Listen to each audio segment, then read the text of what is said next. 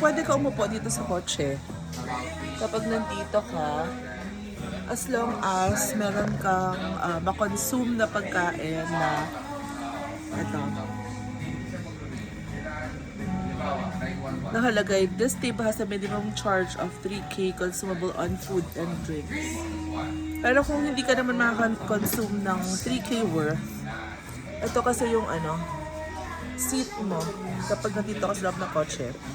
Pero kung hindi ka na-consume ng 3K, pwede ka sa mga sides lang nila yan. Overlooking. So, ang maganda dito is marami kayong makikita na mga disc, mga plates. Tapos tingnan mo sa likod ko, may sample na burger at may milkshake.